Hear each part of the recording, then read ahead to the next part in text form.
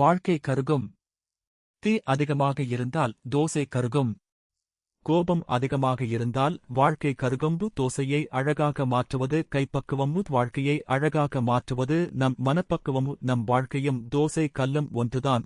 முதல் தோசை சில நேரங்களில் சரியாக வராது. அதேபோல்தான் வாழ்க்கையிலும் முதலில் சில தவறுகள் நடக்கலாம். தோசை சரியாக வரவில்லை என அழமாட்டோம். அதேபோல்தான் வாழ்க்கையிலும் எல்லாம் சரியாக நடக்க வேண்டும் என நினைப்பது தவறு.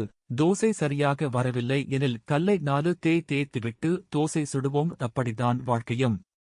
பொறுமையாக இருந்தால் எல்லாமே நல்ல விதம் அமையும். பேசுவதற்கு முன் 10 வினாடிகள் அமைதியாக இருந்து உடனே பதில் சொல்லாமல் யோசித்து பேச வேண்டும். கோபம் வந்தால் அந்த இடத்தை விட்டு விலகிவிடு. ஆழமாக மூச்சை இழுத்துவிடு. மன்னிக்க கற்றுக்கொள். எல்லாவற்றையும் மனதில் வைத்துக் கொள்ளாதே. அமைதியே நிரந்தர பதில் என்பதை நினைவில் கொள். எனவே பிடிவாதம், கோபம் இவற்றை விட்டு அமைதியாக இருந்து எப்போதும் உங்களை நம்பாமல் அடுத்தவரை நம்பி குடும்பத்தை அழைக்காமல் வாழ்க்கையை கருக விடாமல் நல்லவிதம் நடந்து சந்தோஷமாக வாழ்வாங்க வாழ வாழ்.